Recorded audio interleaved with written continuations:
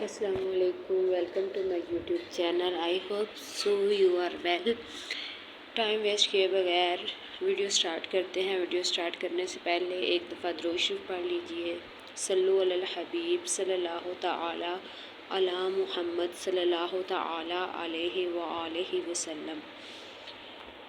इस वीडियो में हम असाइनमेंट STA 301 के सॉल्यूशंस की बात करते हैं। बहुत इजी आपके असाइनमेंट हैं। असाइनमेंट आपके 20 मार्क्स की है। आपने MS वर्ड की फॉर्म में इसको सबमिट करवाना है। आपका जो फर्स्ट क्वेश्चन है वो आपको दिया गया है। इसमें आपने करना क्या है, आपको डाटा दिया गया है 40 वर्कर्स का।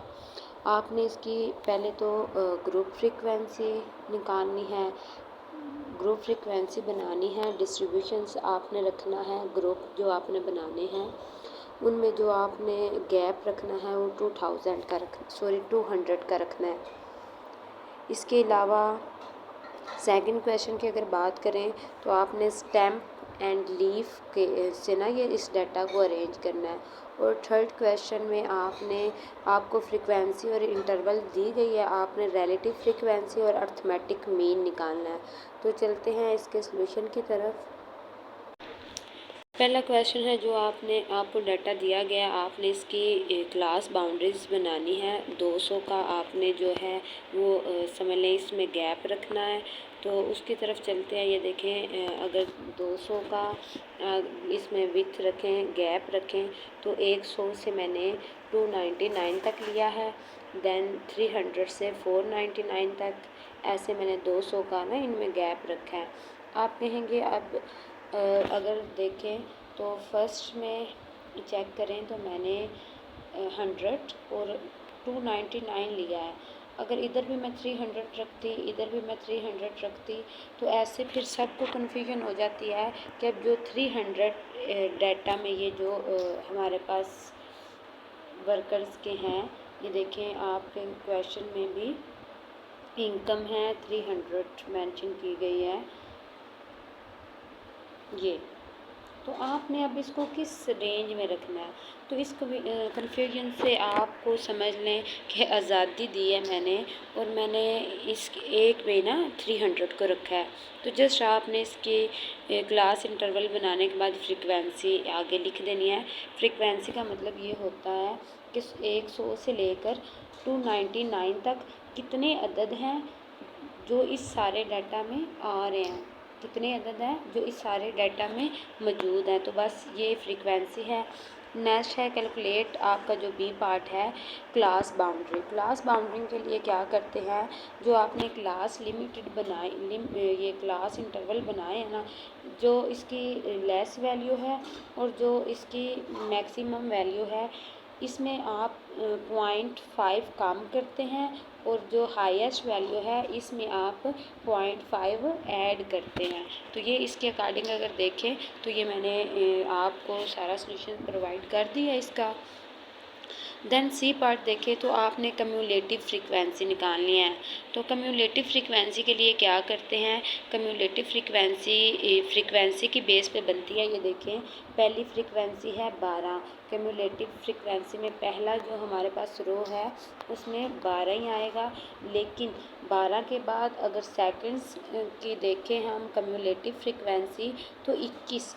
अब ये 21 कैसे आई है, ये देखें, ये मैंने आपकी आसानी के लिए 12 प्लस 9, अब ये मैंने प्लस कैसे किया है इसको, अब ये देखें, आपने फ्रीक्वेंसी पे जाना है। ये कम्यूलेटिव फ्रीक्वेंसी पे क्या करते हैं, इस 12 में नीचे वाले जो अदद होगा आप उसको ऐड करेंगे। तो 12 प्लस 9, तो आपके पास हमारे पास जो आंसर आता है 12 प्लस 9 को अगर इनमें प्लस करें तो 21। अब नेक्स्ट आपने क्या करना है, नेक्स्ट आपने अब इस 9 को और 8 को आपस में प्लस करना है। तो ऐसे कम्यूलेटिव फ्रीक्वेंसी फाइंड करते हैं। ये देखें आपके 9 को प्लस नहीं करना, सेकंड का जो आंसर आता है उसमें नीचे वाली फ्रीक्वेंसी को प्लस करते हैं। तो ये देखें, ये मैंने सॉल्व कर दिया है। तो अगर इन सब को लास्ट पे अगर देखें तो कम्युलेटिव फ्रीक्वेंसी की लास्ट पे वही अदद आते हैं जो हमें क्वेश्चन में कितने वर्कर्स की इनकम बताई गई है 40 की। तो देखें लास्ट तक हमारे पास 40 आंसर आ गया। आई मीन कि ये क्वेश्चन हमारा दुरुस्त है।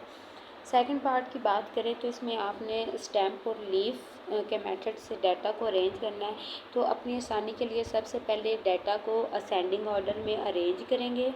अरेंज करने के बाद स्टैम्प का मतलब होता है, स्टैम्प बोलते हैं कि अगर ये देखें 11, 12, 14, 15, 18, 19 में से ये सब कौन से अदद हैं?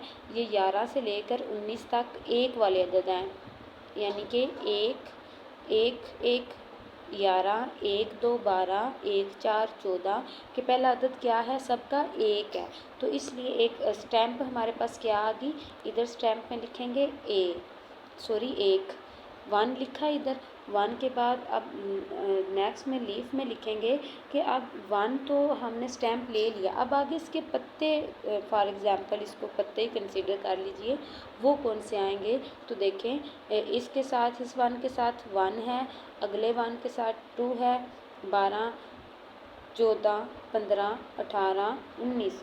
एक तो हमने इधर लिख लिया, बाकी एक 11 का दूसरा एक, 12 का 2, 14 का 4, 15 का 5, 18 का 8 और 19 का 9। तो इसी मेथड से हम इसकी बस एक टेबल बना लेंगे। ये सेकंड क्वेश्चन भी solve.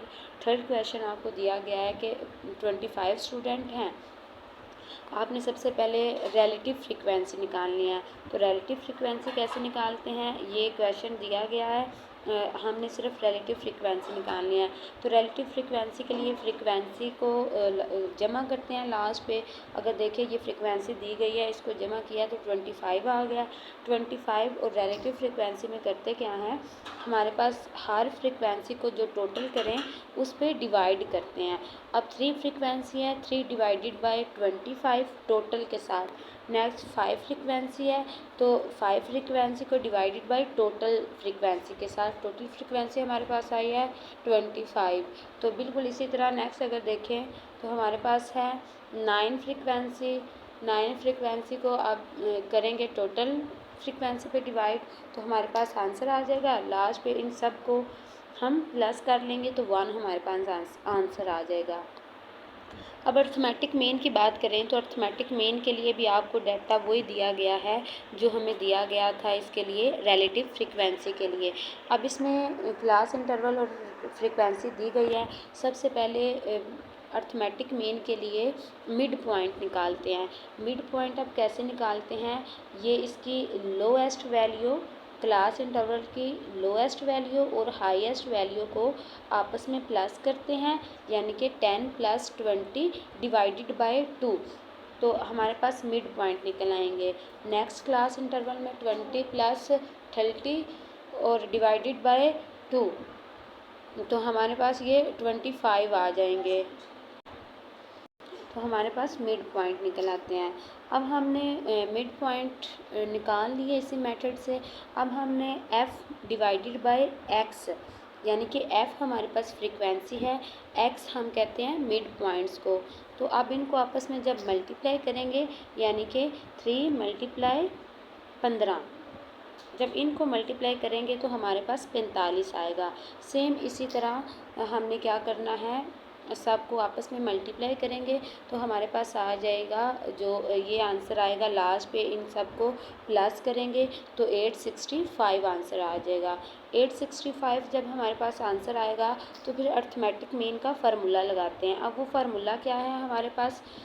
Summation f(x) divided by sigma f के सम ऑफ f, यानी कि अब देखें पहले f और x हमने टोटल, पीछे ये जो साइन होता है इसका मतलब है कि सबको प्लस करना है।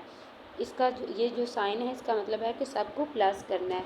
अगर देखें ये हमने जब f मल्टीप्लाई x निकाला था तो लास्ट पे सबको प्लस किया था, प्लस करके हमारे पास आंसर आया 865। तो 865 को डिवाइड करेंगे, ये देखें अब ये है प्लस f के साथ, प्लस एफ क्या है हमारे पास, फ्रीक्वेंसी की प्लस क्या है हमारे पास 25। 25 के साथ आप इसको करेंगे डिवाइड, तो हमारे पास आंसर जो आएगा, फाइनल आंसर आएगा 34.6। तो ये था आपका सॉल्यूशन। आई होप सो शार्टली मैंने आपको समझाने की कोशिश किया है। आपको वीडियो अच्छी लगी है, काइंडली वीडियो को काइंडली वीडियो को लाइक कीजिएगा, चैनल को सब्सक्राइब कीजिएगा। और पेड सर्विसेज अवेलेबल है, तो अगर मैंने स्टार्टिंग में नंबर शेयर किया है तो आप इजीली मैसेज कर सकते हैं। थैंक्स फॉर वाचिंग, दुआओं में याद रखिएगा।